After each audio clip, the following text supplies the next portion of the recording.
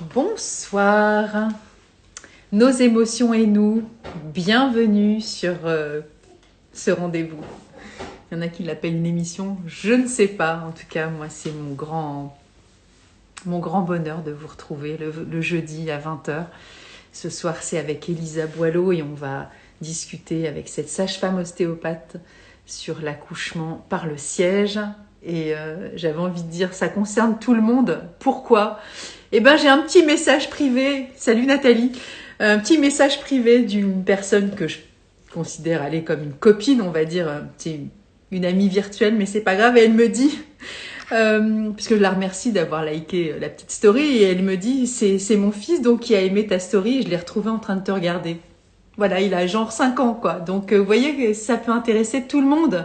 C'est peut-être un futur gynécologue obstétricien, peut-être un futur papa qui s'intéresse à ce qui se passe dans le monde et dans le téléphone de sa maman. Donc voilà, vous voyez, je trouve que le message est quand même vachement cool.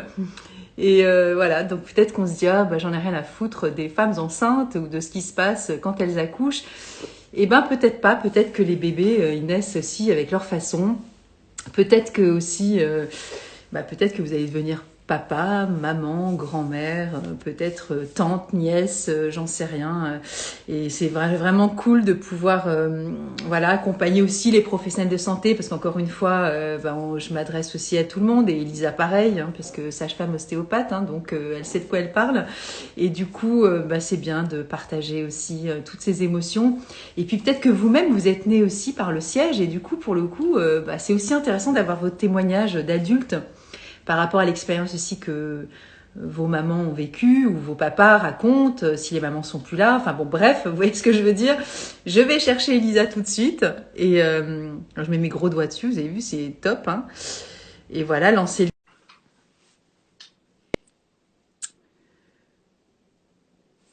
Tiding. Est-ce qu'Elisa va apparaître? Oui, te voilà. J'ai des spectateurs pour ce soir. Donc, oui, oui, c'est trop bien, je l'ai vu. Merci pour les photos. un spectateur très attentif. Bonsoir monsieur, bonsoir jeune homme. Décidément, ce soir, les garçons sont à l'honneur. Hein. Et les ados, les enfants, évidemment, sont les bienvenus pour entendre ce genre de programme parce que ça concerne tout le monde. Exactement. Voilà. Bon. Bienvenue, Elisa. Oui. Tu dis quoi? Tu disais quoi? Oui. Ouais, moi aussi, je suis trop contente. Comme d'hab, c'est que du bonheur. Joie. Bonjour Claudine. Comment? Je dis bonjour à Claudine qui vient d'arriver. Ouais, c'est bien. Bonjour aux amis, bonjour à tous les potes qui passent. Et oui, on a besoin de joie en ce moment. Donc, profitons de cet amour que nous dispensons à travers ces écrans. C'est ça. Pour dispenser la joie, parce que voilà, il y a encore des bébés qui vont arriver, des jeunes gens, des mamans qui mettent au monde. Il y a des papas qui vont devenir aussi de nouveaux papas ou nouvellement papas. Et voilà, il y a aussi des professionnels de santé qui ont besoin aussi d'être en paix par rapport à tout ce qui se vit actuellement. C'est ça. Et puis la joie, ça va amener aussi des solutions pour tous les parents qui peuvent avoir peur de cette thématique-là. Et puis, ça va être important de mettre en place une autre dynamique pour, on va dire, je sais pas, avoir des clés en fait. Ouais, avoir des clés, j'allais dire désacraliser aussi des fois les croyances qui sont certainement très justes, parce que les croyances des fois elles viennent pas non plus de n'importe quoi, elles viennent aussi du vécu de chacun. Mais voilà, ce qui est important aussi, c'est que toi, tu as une double expertise qui est vraiment super pertinente par rapport à cette thématique et d'avoir ta sagesse aussi, ton humilité, ta bienveillance et ton amour aussi pour aussi montrer à tous ceux qui sont sur ce chemin-là qu'il y a toujours des plans B, il y a toujours des solutions. Oui, c'est ça en fait. Alors, si on reprend la thématique du siège à la base, c'est que finalement, pendant toute une période là en obstétrique, on considérait que le siège, il valait mieux directement faire une césarienne. Et en fait, comme tous les experts disaient qu'il fallait faire une césarienne, même les médecins qui savaient faire les sièges, pendant toute une période, ont arrêté d'en faire. en se disant si jamais on me reproche quoi que ce soit, je serai plus pas en mesure de pouvoir m'expliquer, puisque dans les us et coutumes, dans les pratiques, les bonnes pratiques recommandées, on considère que la césarienne est d'usage. Donc, Est-ce que tu peux juste nous remettre un peu le contexte historique de cette période-là? alors, quand est-ce que c'était on va dire, bah moi, j'ai commencé mes études de sage-femme en 94 et on va dire que c'était déjà un peu en place de vouloir faire des accouchements par le siège directement en césarienne. Et puis là, depuis une petite dizaine d'années, on va dire, l'accouchement en voie basse par le siège est remis, on va dire, dans les pratiques. Alors ça, c'est génial parce que ça a commencé à l'hôpital. Donc souvent, on se dit, l'hôpital, c'est des fois un peu rigide. Mais finalement, là, ça a été génial parce que c'est eux qui ont remis ça en cours et qui ont finalement, contre vents et marées, tenu le cap du siège par voie basse. Et ça, vraiment, c'est chouette parce que c'était pas gagné à la base que les sièges puissent être remis au goût du jour. Et finalement, parce que dans le concret, dans la théorie, on va dire, c'est pas une présentation qui est pathologique, le siège. C'est physiologique, en fait. Il peut naître par les fesses ou par la tête. C'est vraiment. Et finalement, on se rend compte qu'en laissant le siège voie basse, ça le remet au cœur de la physiologie, en fait. Et en termes de pourcentage, j'ai pas pas les chiffres, mais bon. J'ai pas révisé les pourcentages du siège, mais c'est quand même relativement rare. Okay. Je sais pas si j'ai les merci, si j'ai les sièges, le pourcentage des sièges. Tu peux mais regarder. même toi sur ta pratique perso, même Elisa, sur ta pratique toi. Alors moi c'est un peu, j'ai un peu un biais parce que si tu veux, moi en ostéopathie aujourd'hui, avec ma pratique d'ostéo, c'est vrai que dans la grande majorité des cas, quand les mamans viennent me voir avec un bébé en siège, en faisant un peu l'ostéopathie, on va dire, la séance, dans les 48 heures, des fois après 2 séances ou après 3 séances. Donc nous, il faut bien, je vais quand même faire une petite aparté, c'est-à-dire que en ostéopathie, on ne fait pas tourner les bébés. En fait, moi, j'aime bien dire aux mamans, on déroule le tapis rouge pour que le bébé puisse tourner tout seul et se mettre comme à canne dans le sens qu'il a choisi. Hein. Donc, soit en tête, et on lui fait confiance. C'est ça aussi la grande différence, c'est qu'on n'impose pas. Et le fait de pouvoir vraiment enclencher une dynamique où on va lui laisser le choix, pour moi, c'est vraiment capital, en fait, d'arriver à se dire, OK, le bébé, on va faire tout ce qu'on peut pour le mettre à l'aise, puis après, c'est lui qui choisira et on lui fait confiance. Donc, mais l'ostéopathie, en aucun cas, ne fait tourner les bébés. C'est-à-dire que la version qu'on voit à l'hôpital, ça s'appelle version manœuvre externe. C'est le médecin qui va sous le diaphragme de la maman et qui va gentiment le faire tourner. Ça, c'est fait uniquement à l'hôpital et c'est fait uniquement sous échographie de contrôle. Donc, bien évidemment, nous, on fait pas tourner les bébés. Je le redis parce que des fois, les mamans, elles sont tellement contentes qu'elles disent, ah là là, l'ostéo, elle fait tourner mon bébé. Oui, mais en fait, pas, non. En fait, oui, mais non. C'est-à-dire que nous, on va mettre en place les choses pour que ce soit possible, mais on n'agit pas sur le bébé. C'est le bébé qui va trouver la solution tout seul, on va dire. Et donc, sachant qu'on va pas faire une séance particulièrement différente de d'habitude, on va vraiment tout remettre à l'équilibre dans son corps pour qu'elle puisse avoir le plus d'adaptabilité possible. Et clairement, on va dire dans 80% des cas, là pour le coup, je peux parler de ma pratique, dans 80% des cas, le bébé tourne dans les 48 heures après la séance ou au moins après 2 séances, quoi, on va dire. S'il tourne pas, c'est qu'il y a quelque chose qui lui va pas. soit il n'est pas prêt, soit y a un cordon qui peut le bloquer, soit il y a il peut y avoir des petites malformations de l'utérus qui n'ont pas été vues à l'échographie, ou par exemple aussi un petit fibrome qui est dans le vagin, enfin pas dans le vagin, dans l'utérus, et du coup ça peut vraiment bloquer la sortie et le retournement du bébé. Ou alors si la maman elle a trop de contractions, ou si elle a peur d'accoucher, il peut y avoir plein de facteurs qui vont entraîner, on va dire, un retard de mise en place du bébé. Hein. Ok. Et puis, le bébé, il peut aussi avoir envie de naître par les fesses. Bien sûr. Donc, il y a des petits originaux qui préfèrent prendre des voies différentes. C'est Et clair. ça, il faut aussi pouvoir l'écouter, en fait. Il faut que ça puisse exister. Mm. Donc, on est OK, c'est à la troisième écho qu'on voit que là, c'est déjà parti dans cette voie-là. À la deuxième échographie, il a encore le temps de se déplacer. Ça bouge tout le temps entre la deuxième et troisième écho. Après, ce qu'il faut bien se dire, c'est qu'il a tout le temps la place de tourner le bébé. Hein. Ok.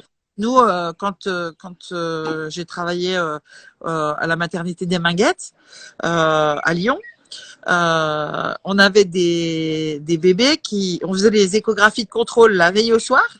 Donc, on proposait à la maman de se mettre sous la douche bétadinée, de raser l'espace qui allait être opéré. Et puis, il y a des petits malins qui, dans la nuit, s'amusaient à dire non, mais finalement, c'est bon, je suis d'accord pour sortir. Donc, en fait, on leur envoyait la maman chez elle, ce qui était un petit peu délicat parce qu'effectivement, elle avait passé la nuit à la maternité et c'était un petit peu compliqué quand même de digérer la pilule, quoi. Mais en même temps, elle était hyper contente de pouvoir imaginer qu'elle allait faire son bébé en voix basse, quoi. Et donc, toi, statistiquement, entre guillemets, alors, au-delà de l'ostéopathie, parce que c'est difficile en même temps de faire ton métier que de sage-femme, puisque, voilà, tu exerces aussi en tant qu'ostéopathe, du coup. Exclusivement en tant qu'ostéopathe, hein. Je fais quasiment presque plus de mon métier de sage-femme, à part pour faire de la préparation. Et avant que tu sois ostéopathe, quand tu étais que sage-femme, tu avais à peu près quoi, 1% de naissance par le siège, c'est ça? Après, je dirais un peu plus, moi, mais bon, Ouais. je dirais un petit peu plus, mais sans, ouais, je sais pas. Euh, Après, ça dépend à l'accouchement ou à 36 semaines. À 36 semaines, ils font la version manœuvre externe. Et à ce moment-là, le bébé, soit il tourne et il reste, soit il tourne avec le docteur, mais des fois, il peut tourner aussi à l'envers dès que le docteur a le de tourner. Donc, ça peut être un peu, on va dire, qui tout. Hein, et puis des fois, le gynécologue essaye de le tourner et ça fonctionne pas. Mais en fait, il vaut mieux pas trop insister parce que c'est vrai que on sait qu'il y a des risques. Les risques de l'aversion, c'est effectivement une rupture de cordon, un décollement du placenta. C'est pour ça que nous, en tant qu'ostéopathe, on n'a pas le droit de le faire au cabinet. Même les gynécos ne le pratiquent pas au cabinet sans échographie de contrôle. Ça se fait avec un bloc opératoire au cas où il y ait besoin d'intervenir tout de suite. En urgence. Et ça se fait à 36 semaines parce que à ce moment-là, il a encore la place pour tourner. S'il y a besoin de le sortir, bah, il est encore on va dire, dans une autonomie où il va pouvoir s'acclimater à la vie aérienne quand même dans de bonnes conditions. Mais c'est vrai que c'est pas l'objectif. Hein, mais on est obligé de veiller à pas le mettre en danger ou à pas être dans du forçage, quoi. Hein, ça doit jamais forcer, en fait. Et donc, par rapport à l'ostéopathie, alors, tu vas me dire ce que tu en penses par rapport à l'aptonomie, puisque en aptonomie aussi, on peut parler au bébé et comment ça peut se passer. Est-ce que tu as une vision aussi par rapport à ça, par rapport au fait pour accompagner le bébé, alors par les parents, j'imagine aussi. Alors, il y a plusieurs étapes complémentaires qu'on peut mettre en place quand on se rend compte qu'un bébé est en siège. Mhm. Moi, j'ai bien un accompagnement en médecine chinoise, parce que c'est vrai que au niveau des énergies subtiles, ça peut faire tourner le bébé. Par rapport aussi à tout ce qui est, on va dire, émotionnel, somato-émotionnel, on va pouvoir aussi le travailler parce que souvent, les bébés, ils se tournent pas pour une raison. Donc, en fait, ils veulent nous envoyer un message. Donc, l'important, c'est d'arriver à trouver le sens de est-ce que je fais quelque chose à l'envers? Est-ce que je vais avoir besoin d'ouvrir d'autres horizons? Est-ce que j'ai peur de perdre ma place dans la société, dans la famille? Est-ce que je me sens pas prête à être maman? Parce que le passage de la naissance, c'est aussi le passage de être une femme à être une mère. Donc, est-ce que si moi je deviens une mère, comment ça se passe? Alors que qu'est-ce que j'ai vécu avec ma mère jusqu'à présent? Si ma mère était toxique, est-ce que je deviens toxique parce que je deviens une mère? Tu vois, en fait, c'est tout des choses dans le non-dit qui peuvent amener une femme à être vraiment dans les résistances de laisser son bébé tourner. Alors, c'est pas elle mentalement qui va, bien sûr que c'est inconscient, hein, et elle va pas du tout avoir la conscience de ça, mais clairement, on sait que si on travaille le somato-émotionnel, des fois, on sort des choses qui peuvent être vraiment importantes et vraiment intéressantes sur le plan de libérer le bébé et de l'autoriser à tourner. Hein. Après, on va dire les enfants, ils ont aussi un rythme à respecter. C'est-à-dire que moi, je pense que il y a des bébés qui choisissent de naître par les fesses. Hein. J'ai eu plusieurs témoignages au cabinet de bébés qui avaient décidé d'accoucher par cette voie-là, quoi. Donc c'est vraiment étonnant, quoi, parce que en fait ils te racontent que voilà, qu'en fait eux ils voulaient ça, quoi. Ce qui est assez surprenant, hein, parce qu'on se dit oui, ok, il nous raconte sa période in utero, mais en fait c'est un peu bluffant en fait comme expérience. Hein. Donc pour tous les ostéopathes qui veulent avoir un aperçu, j'en profite pour dire que vous pouvez venir au cabinet avec moi en 4 mains. Alors, généralement, je le propose aux gens qui ont fait des stages avec moi. Mais si vous avez envie de venir quand même si vous n'avez pas testé les stages pour voir un peu ce qui se passe au cabinet, mes patients sont ravis d'avoir des séances en 4 mains. Et bien évidemment, je vous recevrai pour vous faire partager des petits moments de pratique et ce qu'on peut aussi trouver d'assez étonnant. Enfin, si on écoute les enfants, on va arriver à avoir des informations qui sont au-delà de ce qu'on peut imaginer en vrai. Complètement. Et ça, c'est une écoute qui est tout à fait originale parce que c'est pas forcément dans les études ostéopathiques ni de sage-femme qu'on apprend ce genre d'éveil de conscience sur la part voilà, de la maman, mais du papa aussi, hein, parce qu'il n'y a pas que la maman dans cette histoire-là. Et la part qui appartient à l'âme qui vient s'incarner dans ce corps, qui a décidé, qui a fait ce choix aussi complètement original d'arriver sur Terre avec son histoire personnelle, quoi. Et puis, moi, j'ai eu la chance aussi d'avoir des médecins qui étaient engagés dans ce travail-là. À l'époque, c'était le docteur Mestralet à Lyon. Il était très connu pour faire de la médecine chinoise. Il allait dans le monde entier faire des conférences. Et lui, il avait l'art de faire les sièges sans du tout toucher le bébé. C'est-à-dire que en fait, l'idéal, c'est de laisser le bébé dans un linge chaud et sortir tout doucement tout seul. Ok. Et ça, c'est vraiment, moi, ça, Excellent. plusieurs fois de voir des naissances comme ça. On appelle ça la naissance en mode vermelin. Et en fait, le bébé, on le touche pas parce que le problème de toucher le bébé par le siège, qui naît par le siège, c'est que dès qu'on va l'attraper, il va avoir son réflexe de respiration. Dès qu'on stimule le bébé sur la peau, sur le plan tactile, il va avoir vraiment son réflexe. Il va commencer à respirer. Il va pouvoir vraiment être dans une urgence comme s'il était sorti, alors que normalement, si on le touche pas, il va naître tout en douceur, comme un peu en état méditatif. Ok. Hop, il va démouler la tête. Et là, on peut l'attraper pour le mettre gentiment sur le ventre de la maman, ou c'est le papa ou la maman qui peut l'attraper pour l'installer. Et c'est vrai que c'est assez magique de voir ça parce que on a l'impression que c'est un peu la naissance de Kirikou. Tu vois, il sort tout seul en fait. Bah, en fait, c'est un peu comme les animaux, hein, excuse-moi, mais tu vois, les animaux, bon, maintenant, certains sont aidés, évidemment. Voilà, c'est- on le sait, mais il y a des animaux qui accouchent tout seuls. Voilà, c'est après, bien sûr qu'il y a des pertes et fracas, mais là, voilà, c'est safe hein, parce qu'il y a des professionnels à côté. Mais la nature est très, très bien faite. Bah, Donc voilà. Et du coup, par rapport à l'autonomie, alors ce que je voudrais revenir, c'est par rapport à la médecine chinoise.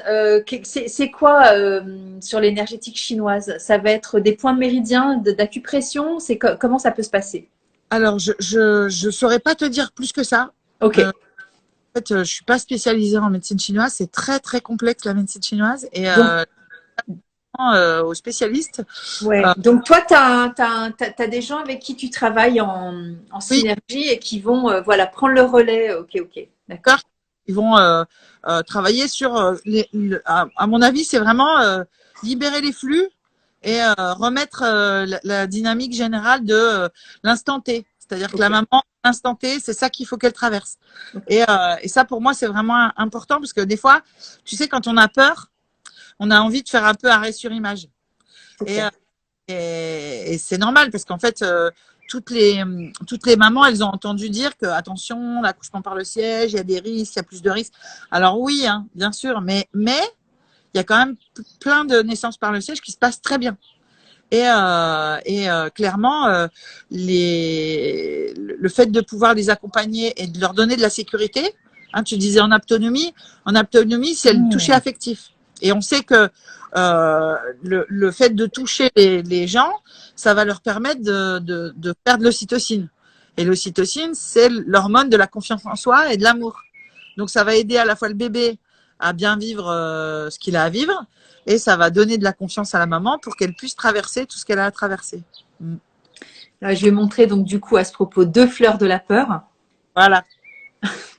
On va parler d'équilibre hein, parce qu'il y a la peur qui est relativement, comment dire, douce, on va dire mimulus. C'est une peur connue de ce qui va se passer à propos de l'accouchement par le siège. Et puis rock rose qui peut être carrément de la terreur en fait. Hein. C'est au-delà de la peur. Là, c'est quelque chose qui va tétaniser, bloquer, figer la maman aussi. Et peut-être justement au niveau de l'utérus, avoir des contractions tellement fortes, peut-être tellement violentes, qui vont aussi peut-être inhiber le passage du bébé ou la fluidité ou le mouvement, les tissus, etc. Donc voilà. Bon, après, il y a une autre peur qui est intéressante aussi, c'est la peur de plus du tout pouvoir se contrôler, tellement là, on est passé à un seuil où on dépasse le mental là. Ouais. Donc là, c'est voilà, c'est quelque chose qui est de l'ordre de l'irrationnel. Hein. On va devenir dingue. En fait, on a l'impression, en tout cas, de devenir dingue et de faire n'importe quoi. Cette peur-là, tu vois, pardon, je te coupe, mais c'est presque un passage obligé. C'est-à-dire qu'il faut arriver à tout lâcher et à ne plus se référer à rien. C'est-à-dire que cette possibilité d'être vraiment dans OK, je lâche mes résistances, je lâche tout et je vais au bout de ce que je peux donner. Et j'ai une confiance absolue à mon système corporel, à ce que je vis à l'intérieur et à mon bébé. Et c'est là que la magie, elle arrive. Mais c'est vrai que ça demande des ressources terribles pour arriver à aller au bout de ce lâcher prise. Alors, ça demande des ressources terribles, mais deux choses. Déjà, on peut prendre du rescue parce que Rock Rose et Cherry Plum, elles sont dedans. Donc déjà, ça, c'est OK. Ça peut être aussi une aide. Non, moi, j'en ai toujours dans mon sac à main pour les femmes enceintes. Toujours, toujours. Parce qu'en Ça, fait, c'est la base, en fait. que ce soit pendant la grossesse ou en postpartum, c'est vraiment l'outil idéal pour l'émotionnel, les craquages, Complètement. sachant que quand on voit que le craquage, il va être positif pour tisser le lien avec le bébé, ça fait moins peur. Et si on a un petit soutien, hop, on perd un peu les pédales, on se laisse aller, on fait quelques larmes, et puis avec le rescue, hop, ça repart tout de suite. On reste pas au creux de la vague avec l'impression d'être terrassé, comme tu disais tout à l'heure. Complètement. Et alors, par rapport à ce que tu dis, parce que nous, on parle, c'est super cool, on a l'impression que c'est Oui Oui Land et Youpi Land, mais c'est aussi Youpi Land quand on est accompagné par des personnes de confiance avec lesquelles on peut aussi s'abandonner totalement. Bon, j'ai déjà fait référence, vous irez regarder sur ma chaîne YouTube, on a déjà fait 9 lives ensemble avec Elisa, il y a carrément une playlist pour elle. Donc, je parle aussi de mes propres accouchements. Et j'ai toujours dit que quand j'étais dans les bras et les mains de Paloma Chaumette, elle m'aurait demandé d'accoucher dans le métro, je l'aurais fait. Donc j'ai eu cette vertu et cette capacité neuronale de lâcher prise totale. C'est pas le cas de toutes les femmes qui accouchent. Et à tes côtés, évidemment, si elles ont été près de toi, et si tu les as accompagnées en ostéopathie, même en visualisation, elles peuvent même t'invoquer ou t'évoquer. Donc, je vous propose, mesdames, si vous n'êtes pas à côté d'Elisa, de faire une espèce de, tu sais, comme des espèces de mind map avec ton visage pour, voilà, t'aider à distance. Non, mais tu vois, on est presque sur de la magie d'énergétique, mais ça existe aussi, tu sais, cette modélisation de cette sécurité dont on a besoin dans ces moments-là. Ah oui, en fait, il y a des mamans qui m'ont dit que juste penser à la note qui leur venait, ça avait un impact. Elles sentaient que ça avait un impact directement sur leur périnée, par exemple. Quand à la fin, elles avaient plus de force et que juste le fait de penser à la vocalise qu'on fait pour l'accouchement, eh ben, elles ont dit ah là, mais ça m'a fait tellement bien, alors que j'ai même pas chanté, j'avais plus la force. Donc tu vois, c'est bah oui, mais c'est super important parce que quand on est dans un endroit qui n'est pas sécurisant ou parce qu'on n'accouche pas tous dans les endroits qu'on a décidé d'accoucher, hein, c'est la vie, c'est aussi les bébés qui décident. Quand il y a trop de monde, tu peux être muté alors que toi, tu as fait une préparation, tu connais Exactement. Tout sur l'hôpital, sur le site, tu as décidé d'accoucher là, puis tu arrives et en fait, tout d'un coup, il y a trop de monde et on te dit non, non, tu vas aller accoucher dans le centre d'à côté. Bon, bah ça, il faut être prêt à tout, hein, parce que après, ça, on va dire que c'est une dynamique totale. C'est-à-dire que dans l'absolu, il n'y a aucun accouchement qui se passera comme tu as décidé. C'est clair. Hein, donc ça, et dans la vie en général aussi. Hein. C'est vrai que dans la vie, même si toi, tu as envie de faire des trucs, tout le monde a son petit lot de surprises. Oui. Mais en même temps, ça, c'est jamais un hasard. Et ça vient toujours. Quand on travaille en méthode Noguès, en épigénétique, on se rend compte que ça vient toujours donner du sens pour avoir des clés pour le futur. Donc finalement, quand tu as compris que tout ce qui se passait, ça venait t'aider à grandir, tu arrêtes de te cambrer de te cabrer pour vraiment essayer d'échapper. Tu te dis tu deviens un peu à suivre ta destinée, j'ai envie de dire. Bah, c'est un peu l'eau de la vie en fait. Hein. C'est ce qu'on fait depuis longtemps toutes les deux. C'est aussi de donner quelques petits messages clés comme ça. C'est-à-dire que en fait notre plan d'incarnation, on a déjà un peu préprogrammé un peu tout ce grand mystère. Et c'est vrai que si on est en lutte par rapport à ça, c'est vrai qu'on le fait tous. On est tous plus ou moins en lutte parce que quand il y a un truc qui se présente qui est pas à l'image de ce qu'on aimerait, ça nous enquiquine. Et en même temps, c'est peut-être l'un des meilleurs moyens pour nous d'être en paix avec des parties de nous-mêmes. Donc, ça passe par là. C'est chouette. Et par rapport à la paix, je voudrais évoquer Star of Bethlehem, qui est aussi une des fleurs du rescue et qui, elle, justement, va penser toutes ces plaies de l'âme. Hein, de tous ces chocs successifs ça s'est pas produit comme je voulais. Quand tu es en lutte, tu peux prendre celle-là? En fait, quand tu es en lutte, tu peux en prendre plusieurs parce que je pensais aussi à Hawk. Tu sais, tu peux être épuisé en lutte et tu lâches pas l'affaire et tu t'en peux plus, tu es au bout de ta vie, mais tu continues. Tu vois, ça peut être aussi Hawk. Mais là, c'est vraiment spécifiquement la fleur de tous les chocs, en fait. Hein. Tu vois, la choc de l'annonce, voilà, par exemple, qu'il n'a pas pu se retourner ou que justement je ne suis pas dans les meilleures conditions pour moi pour mettre au monde tout ce qui peut se produire au moment de l'accouchement. Star of Bethlehem, ça va penser les plaies, les chocs, mais les plaies mentales, psychologiques, émotionnelles, corporelles aussi. Et voilà, ça va apaiser, réconforter. On va faire avec finalement, tu vois. Ce qui va pas enlever l'événement, parce que l'événement il sera ce qui sera, mais on sera plus, tu vois, à chaque fois qu'on va évoquer l'événement, on sera plus sous l'effet du choc, tu vois, c'est ça qui est le plus important. Même après quand il y a mais oui, parce que toi tu le vis après en ostéopathie dans les tissus, tu vois, et là quand tu prends Star of Bethlehem, même si c'est comme des fois t'accompagnes la naissance d'enfants qui sont même des adultes, hein, enfin des enfants, des bébés qui sont devenus des corps d'adultes. Et ce Star of Bethlehem, il a toujours cette fonction de, tu vois, de consoler, d'apaiser et de. C'est comme, je sais pas comment l'exprimer, mais ça te permet vraiment de pacifier l'événement en fait. Et c'est comme si tu l'acceptais, mais c'est pas une acceptation au niveau, j'allais dire Ouais, frontal, intellectuel. ouais, c'est Tu pas vois, c'est pas une. une résignation. Non, parce que si tu veux, tu sais, souvent on dit j'ai vécu ça à la naissance ou j'ai vécu ça dans l'accouchement avec tel enfant.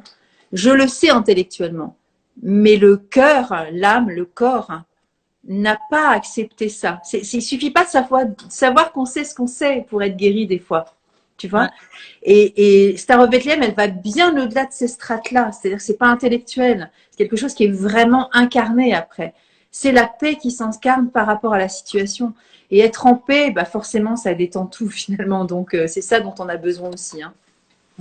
Bah, c'est clair. Bah, et c'est aussi dans l'urgence, t'as pas le moment, c'est pas le temps d'analyser. L'important, c'est de trouver des outils qui vont t'aider à tout de C'est suite clair. switcher ton émotionnel. C'est ça qui est bien dans les fleurs de bac. Complètement. C'est que, enfin, en tout cas, moi, en tant que sage-femme, c'est ça que j'ai trouvé toujours. Et puis, je vois mes collègues, on est un peu dans la même dynamique.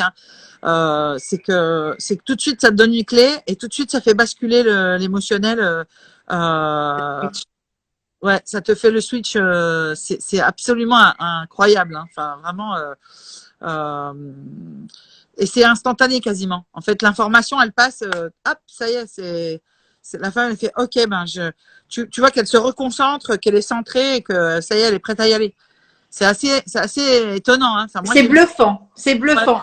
Mais par contre, bah là, il y a un témoignage. Hein, voilà, ma fille a accouché il y a 3 semaines. Rien ne s'est passé comme elle l'avait prévu. Elle a été très déçue, évidemment. C'est très décevant. Mais ce qui est intéressant, c'est ce que tu dis, Elisa, par rapport aux fleurs de bac. Et c'est pas le cas de tout le monde, bien sûr. Mais dans ces moments qui sont tellement comment dire, des épiphénomènes émotionnels qui sont d'une puissance, c'est quand même un ouragan à une naissance ou un accouchement.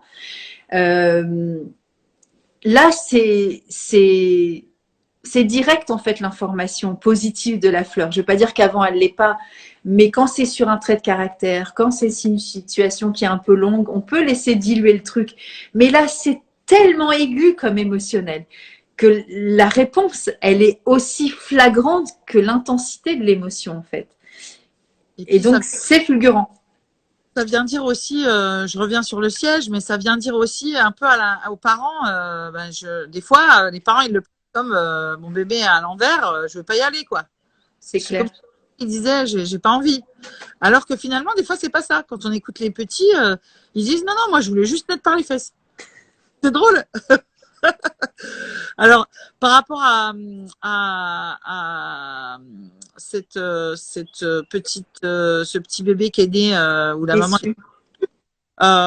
j'ai envie de dire qu'il faut beaucoup de bienveillance. En fait, on fait ce qu'on peut. Il faut accepter que on fait du mieux qu'on peut. Et c'est ça le plus important. C'est-à-dire qu'on n'a pas besoin d'être parfait. Je le redis à chaque live, mais on n'a pas besoin d'être parfait. Et être déçu, c'est comme si on aurait voulu pouvoir contrôler. En fait, l'accouchement, c'est pas du contrôle, c'est du lâcher prise. Donc en fait, il faut juste essayer d'intégrer le mieux possible ce qui s'est passé. C'est-à-dire que, et là, pour le coup, n'hésitez pas à vous faire accompagner. C'est-à-dire que Nathalie, toi, tu fais des séances à distance, hein, par téléphone. Les Par gens, visio, en visio, je fais aussi. C'est oui, mieux. en C'est visio, mieux. Ouais, je voilà. préfère. Mais c'est vrai que moi, je vois le retour de mes patientes. C'est clair que ça leur a permis, tu sais, le petit coup de pouce qui te fait passer du bon côté de, ah oui, en fait, j'ai pas besoin d'être déçue parce que finalement, Tout est ça OK. faire ça et ça, et que du coup, bah, pour mon bébé, pour l'accueillir, pour mieux, bah, finalement, j'en avais besoin. Et en fait, ça amène de la bienveillance et de l'intégration. Donc pour moi, c'est vraiment ça qu'il faut.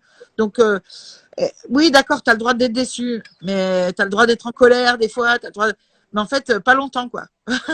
C'est-à-dire il faut tout de suite pas rester ce phénomène-là et te dire que, ben, ok, il y a des choses qu'on apprend, Si ça t'a pas plu, ben la fois d'après tu changes. Et par rapport à ce que tu sens qui a pas été fait, ben le pardon, même si t'es pas responsable vraiment de ce qui s'est passé sur certains côtés, hein, parce que le bébé il se met en siège, toi tu fais tout ce que tu peux, tu vas voir l'ostéo, l'acupuncteur, tu prends des fleurs de bac, puis ton bébé il reste en siège et puis finalement tu as une césarienne. Tu peux être très déçu, j'entends hein, que c'est vraiment mais en même temps c'est clair que cette déception-là, elle va aussi t'amener à lâcher tes attentes peut-être sur ton bébé. Hein. Et là, le bébé, si tu dis, bah ok, il est né comme il voulait, il a eu une césarienne, bah finalement je suis plus déçue.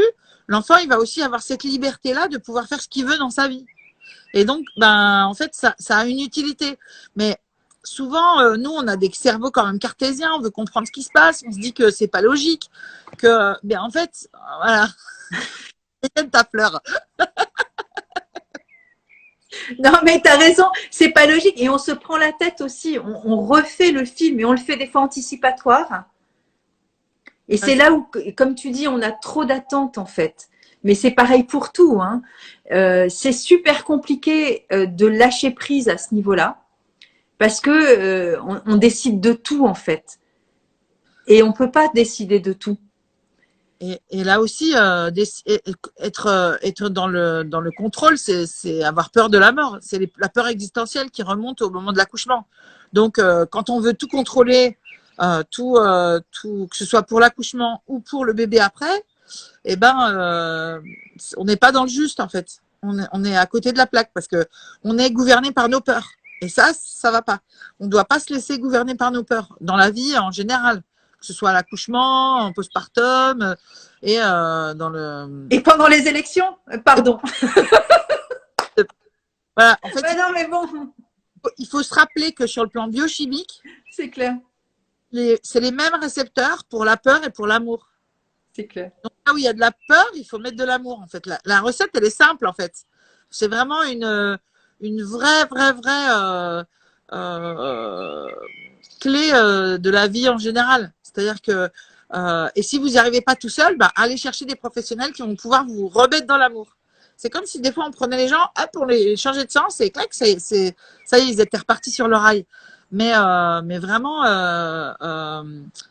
la bienveillance, j'ai envie de dire, par rapport à ce qu'on a fait, par rapport à ce qui a été fait, par rapport à, c'est pareil de nous quand on reçoit une femme qui se plaint de son accouchement, de sa prise en charge et tout. Des fois, c'est facile de juger de l'extérieur et en fait, quand on est dans la salle d'accouchement ou quand on est auprès de la femme, on se rend compte que c'est beaucoup plus compliqué des fois que ça en a l'air. Et donc, trouver une façon de, j'ai envie de dire presque une consolation, tu vois, d'avoir une fleur de la consolation. C'est Star of Bethlehem. Voilà. Voilà. Alors là, elle évoque effectivement Rockwater par exemple, car elle se met une pression terrible pour tout bien faire, mais des fois la pression, elle peut venir aussi d'une forme de culpabilité ou une forme de peur aussi. Des fois, on se met la pression pas que pour être, parce que Rockwater, c'est vraiment la personne qui veut être un exemple pour les autres, et donc c'est dans la famille de la préoccupation excessive pour les autres. Ça joue quand même parce que les femmes, elles veulent qu'on dise qu'elles sont des bonnes mamans. Tu vois, et ça, Rockwater, je pense que ça fonctionne. Ça fonctionne et des fois, on se fait aussi trop de reproches, tu vois. Ça, c'est Pine. Et donc, ça peut aussi aller avec parce que peut-être qu'avant, j'ai foiré un truc. Donc, du coup, là, je vais être exemplaire pour, tu vois, pour accoucher. Ouais. Ou si j'ai, entre guillemets, foiré la première naissance, donc pour le deuxième, je serai exemplaire. Enfin, je veux dire, c'est comme ça se télescope dans tous les… Un combo, par exemple, Rockwater et Pine. Et Pine ou Larch aussi, où je suis pas capable, je suis nulle. Donc, de toute façon, je m'en veux. Enfin, je veux dire, tout est… Mais les toutes. Allez hop, bingo. Non, mais voilà, après, de toute façon, c'est l'histoire personnelle de chacun, ça. Et à partir de ce moment-là, on peut se faire chacun son petit flacon personnel au moment où c'est en train de se produire. Parce que finalement, il n'y a pas de… Le terreau, c'est nous, en fait. C'est notre terrain personnel. Donc là, tout est possible par rapport à ça. C'est la plus importante avec les fleurs. De quoi? Star of Bethlehem? Non, mais l'adaptation aux besoins de la personne. Bah attends, c'est la base. C'est la base, en fait. C'est juste écouter qui tu es toi à l'instant T. Je veux dire, personne ne peut être à ta place finalement. Et moi, en tant que conseillère agréée ou formatrice pour le centre bac, à aucun moment donné, je dirais, hey, chouchou, t'aurais pas besoin un peu de machin. Bien sûr qu'on peut en parler si on est entre nous, mais je veux dire, la personne, moi, c'est pas moi qui vais décider pour l'autre. Si elle ne me dit pas véritablement ce qu'elle ressent émotionnellement, c'est pas moi qui vais lui dire, en fait. C'est elle. Et du coup, toi, tu préfères quoi? Ça m'intéresse, hein, juste, je suis intriguée. Même si c'est live, en fait, j'ai encore des questions. Vas-y, c'est cool. On y va. Que tu penses par rapport à l'association? Est-ce que tu serais plutôt comme les homopathes qui prescrivent plusieurs choses à la fois, ou est-ce que tu es plutôt comme les unicistes qui prescrivent une seule fleur avec la puissance de l'unité? Non, moi je suis déjà, tu sais que je suis agréée du centre Bach en Angleterre, donc je représente Edouard Bach entre guillemets, tu vois. Si je représente pas Edouard Bach, mais tu vois la philosophie, etc. Non, mais bon, voilà, c'est quand même c'est ça en fait. Il faut lire Edouard Bach pour le comprendre. Lui, il dit, tu peux aller jusqu'à 7 fleurs, 6, 7 fleurs ensemble. Donc il est hors de question d'être uniciste. Par contre, si toi aujourd'hui tu as besoin que de Star of Bethlehem, pourquoi t'irais t'embarrasser avec 6 autres fleurs? Ça n'a aucun sens. Donc tu prends ce qui est à l'instant T. Adaptation à l'écoute. Et ça s'apprend. Ça s'apprend d'écouter les autres. Et donc, voilà. Et alors, une fleur, c'est OK. 2, c'est OK. 3, c'est OK. Et jusqu'à 6, 7. Et puis, des fois, c'est juste celui-là qu'il faut, tu vois, parce que, voilà. Tout est OK. Celui-là, il est vraiment magique, un peu. Sachant que je tiens à préciser quand même que pour les femmes enceintes, il y a une version fleur de bac en perles. En perles. Voilà. Toi, je sais que tu aimes beaucoup ça. Ouais. T'aimes pas les perles? Si. C'est une perle, c'est une petite gélatine de poisson avec de l'huile de pépins de raisin qui contient le fameux rescue. Mais sinon, tu sais, tu as les petits flacons aussi à la base de glycérine pour les enfants. Oui, ou au sirop d'érable. Je sais qu'il y en a aussi qui font. Voilà, et donc ça marche bien parce que du coup, il n'y a pas d'alcool aussi. Après, tu sais, on en a déjà parlé dans de nombreux lives. Bon, je vais montrer mon propre flacon. À ce propos, moi, je le customise genre perso, tu vois. Et franchement, quand c'est mélangé avec de l'eau, il n'y a pas de danger, quoi. Faut arrêter de se prendre la tête aussi, tu vois. Tu prends 4 gouttes et tu mets tes fleurs dedans, voilà, et c'est bon, c'est mélangé avec de l'eau. Hein. Oui, c'est l'information vibratoire qui est importante. Ouais, voilà, et après, c'est pas le taux d'alcool qui seront dans le flacon qui va faire que on ne demande pas aux femmes enceintes de prendre de l'alcool directement pur dans la bouche, tu vois, donc c'est OK. Donc il est 43. Qu'est-ce qu'on peut dire encore sur l'accouchement par le siège, Elisa? Alors, moi j'ai envie de dire aussi que j'ai envie de dire aux mamans qu'elles s'écoutent aussi. C'est-à-dire que je pense que c'est très important en fonction de elles, ce qu'elles sentent de l'intérieur. Ouais. Qu'elles soient partie prenante en fait. Les deux parents, mais souvent la maman elle est quand même plus connectée au bébé en direct, dans son corps. Qu'est-ce qu'elle sent, qu'est-ce qu'elle a envie? Est-ce qu'elle a envie de tenter l'aventure ou est-ce qu'elle a pas envie, hein? Et si elle se sent, faut qu'elle aille au bout. Voilà. Quelle que soit la sortie finale, même si c'est une césarienne, même si elle pourra raconter à bébé qu'elle lui a fait confiance, qu'elle lui a. Après, ce que j'ai envie de dire aussi par rapport au siège, c'est que des fois, le bébé, il a les fesses qui vont venir se coincer dans le bassin de sa maman parce qu'il y a trop de contractions ou qu'elle a trop d'activité. Donc en fait, pour moi, la prévention du siège, ça va d'abord passer par une activité fractionnée où la maman, elle va pouvoir avoir un petit peu d'activité dans la journée. Elle se repose 20 minutes. Elle a un petit peu d'activité, elle se repose 20 minutes. Elle a un petit peu d'activité, elle se repose 20 minutes. C'est vrai que dès qu'elle a l'utérus qui se contracte, même si c'est pas douloureux, à partir du moment où ça devient régulier et fréquent, c'est pas bon signe. Et ça peut laisser le bébé, tu sais, s'il a les fesses coincées dans le bassin de sa maman, même s'il gesticule et qu'il essaye de tourner, tu sais, ça fait un peu comme quand tu es assis dans un fauteuil trop bas. Tu peux plus t'as du mal à te. Et ben, il a tout le diaphragme en appui sur sa tête.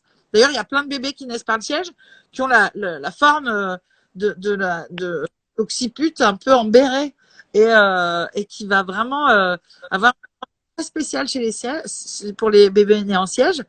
Et en fait, c'est le diaphragme qui appuie tous les jours à chaque fois que la maman elle respire. Et en fait, le simple fait d'arrêter les contractions, de changer l'énergie et de permettre à la maman de se reposer, des fois juste arrêter de travailler tout simplement, hein, Oui. et lui dire calmez-vous, restez tranquille et tout ça, ben, ça suffit à ce qu'il y ait moins de contractions. Le bébé remonte sous le diaphragme de sa maman. Là, il laisse qu'il commence à pouvoir bouger et il peut, en fait, il est obligé de basculer la tête en avant pour plonger un peu. Mais pour lui, ça lui fait vraiment comme aussi une petite aventure in utero. Donc, il faut lui faire la place, quoi. Hein, il faut l'aider à tourner pour que ben, dans son voyage vers la sortie, il puisse trouver le chemin. Mais parce que des fois, j'ai vu faire des fois des versions manœuvres externes où les mamans, elles étaient encore en activité ou en tout cas, elles se reposaient pas assez. Okay. Et ça, c'est dommage parce qu'on va pas forcer le bébé alors que, en fait, on lui donne pas toutes les clés pour qu'il se tourne tout seul. Hein. Du coup, toi, tu vois les bébés après à la naissance et au niveau du crâne, on va rassurer les papas et les mamans. Tout ça, ça se remodèle très, très bien et tout est OK. Hein. C'est bien de faire un petit peu d'ostéo pour aider à la remise en place de tout le monde. C'est-à-dire qu'ils ont aussi au niveau des hanches, les bébés qui sont nés par le siège, comme ils ont soit les assis en tailleur, soit les genoux tendus avec les doigts de pied carrément dans la bouche, des fois ils se têtent les doigts de pied. Oui, ils sont...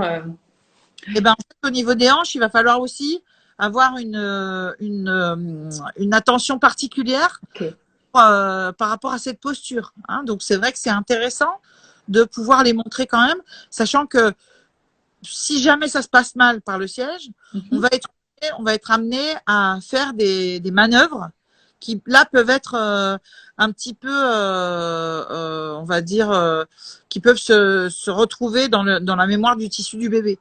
Donc, notamment, on va faire des torsions avec le bassin. On prend les cuisses du bébé et on fait des torsions pour mettre les épaules dans l'axe. Parce qu'en fait, une fois que le bébé a les fesses en arrière, les fesses sorties, pardon, si on tire sur le bassin du bébé, et ben en fait, il va avoir les bras qui remontent. Et là, ça passe plus. Parce qu'en fait, ce qui peut passer dans le bassin, c'est juste la tête. Le périmètre du crâne. Voilà, il va falloir tourner les épaules dans l'axe du bassin, d'un côté, sortir un bras, retourner dans l'autre sens, sortir l'autre bras. Et là, en fait, on va venir délicatement appuyer sur la langue du bébé, abaisser la tête et diminuer les diamètres pour qu'il puisse sortir et faire un petit démoulage sympa pour la fin. Mais c'est vrai qu'on a un peu le chrono, parce que dès qu'on le touche, on a dit tout à l'heure, il allait avoir tendance à respirer. Et donc, bah, effectivement, il faut qu'il puisse être sorti assez rapidement. Donc, c'est vrai que quand on fait les manœuvres, quand on commence à toucher le bébé, il va falloir s'activer pour qu'il sorte assez vite. Après, c'est très opérateur dépendant, on va dire. Il y a des gynécos qui font ça hyper doux et vraiment en fonction aussi du bassin de la maman, de la position, voilà, du bébé. Ça va être vraiment plusieurs facteurs.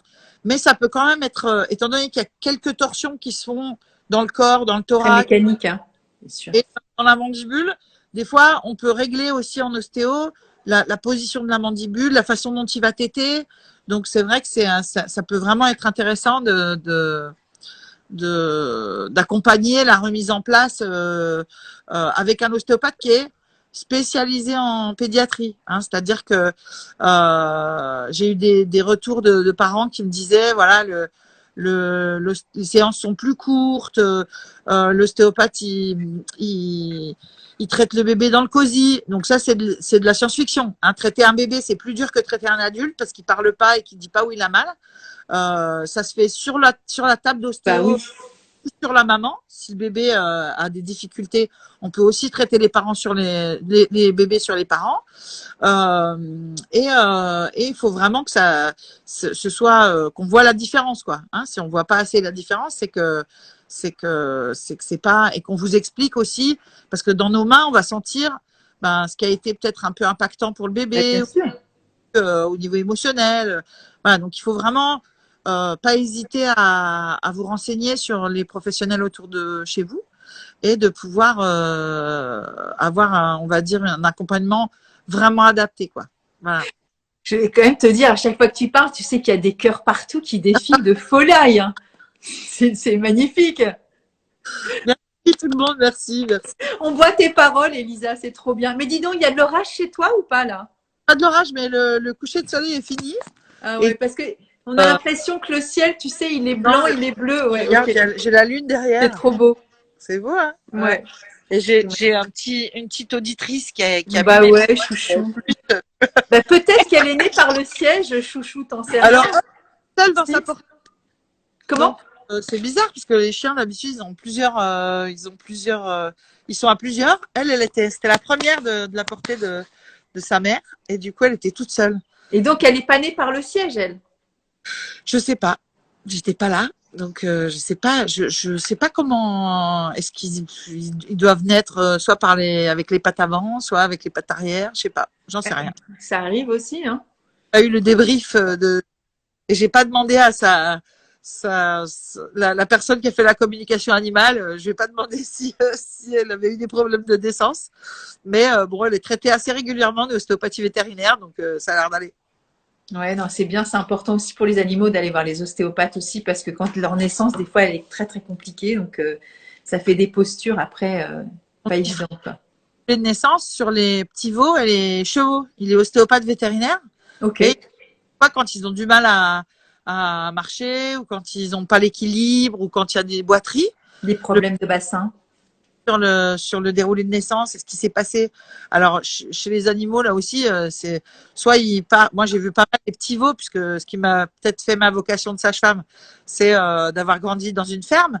Mon grand-père réveillait la nuit quand j'avais 5 ans pour aller voir les petits veaux qui sortirent et tout ça. Donc moi, je voyais les placentas, les veaux, la veileuse. Enfin, vraiment, la vie, quoi.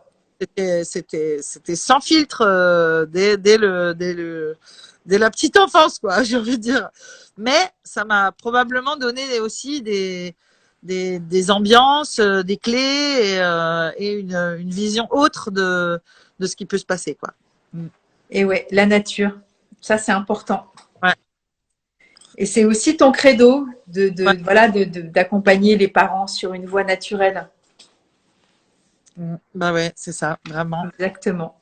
Quand on peut faire pour que tout se passe, c'est-à-dire que effectivement, ça se passe jamais comme on a prévu, mais quand on peut, on va dire, mettre tout en place pour que finalement on trouve un chemin guidé par les étoiles et les fleurs, c'est top. Et voilà. Sally, c'était super de pouvoir faire ce live avec toi, encore. Comme d'habitude. Demande. Voilà. Si vous avez des demandes et des envies pour qu'on puisse faire des thématiques, moi j'ai proposé encore 4-5 thématiques la dernière fois. Tu vas me dire ce que tu en penses. Moi je pense qu'il y a des axes intéressants. Surtout, n'hésitez pas à le mettre aussi en commentaire, alors que ce soit sur YouTube ou sur Instagram en IGTV. Mais voilà, ça nous donnera aussi des points de rencontre avec des sujets auxquels on n'a pas forcément pensé. Pour répondre à vos questions, à vos attentes. Exactement. De pouvoir avoir des clés différentes. Exactement. Eh ben, merci Elisa. Et merci de votre attention à toutes, à tous. Merci à toi Nathalie. Merci. Je voudrais dire merci aussi au jeune homme qui est à tes côtés et qui était là en tout cas en début de live. Et puis voilà, à cette chienne qui est magnifique qui est à côté de toi. De savoir est-ce que ça faisait mal pour les bébés de sortir en siège. Alors pas plus que par la tête. En fait, il faut savoir que les bébés, pour terminer, et après on arrêtera, mais les bébés quand ils sont en phase de travail, ils bénéficient des endorphines de leur maman. C'est-à-dire quand la douleur augmente, tu as des endorphines qui augmentent. La douleur augmente, tes endorphines augmentent. Et donc, toutes les endorphines que tu vas faire vont passer par ton placenta, ton cordon, et vont aller aider ton bébé à rester zen. Voilà. Donc, le bébé, pour répondre à ta question, il n'a pas forcément mal quand il sort, puisqu'il est en état un peu comme s'il dormait. Et il va pouvoir se réveiller que au moment vraiment où il va dormir, où il va sortir, parce qu'en fait, il aura besoin de faire des petits mouvements comme ça, où il va trouver son chemin. Et voilà. Bon, bah, c'est super important de conclure là-dessus parce que voilà, c'est important aussi de savoir que les bébés ne souffrent pas nécessairement. Ouais. Et ils ont leur lot forcément à leur niveau, mais je veux dire, il n'y a pas de sauf si voilà, on sait que c'est une souffrance fétale, mais normalement non. Comment? Très bien. Sauf s'il y a des complications, des instrumentations et tout ça. Mais c'est clair que dans l'absolu, ils peuvent subir un peu le stress des parents. Normal. C'est important de soutenir aussi les parents parce que cette bulle de bien-être qu'on va créer autour des parents va aider le bébé à être zen et à sortir tranquillement, quoi. Exactement. Et comme on l'a déjà dit dans plusieurs lives, le but, hein, c'est quand même de faire sortir le bébé. Donc, c'est aussi à nous de travailler sur nos émotions pour que voilà, ça se passe vraiment au mieux pour tout le monde. Hein. C'est ça. Voilà, Bon. voilà. Bon, bah, à bientôt. Bisous. Ouais. Merci à tout le monde pour votre attention. Merci à tous. À bientôt. Bonne soirée.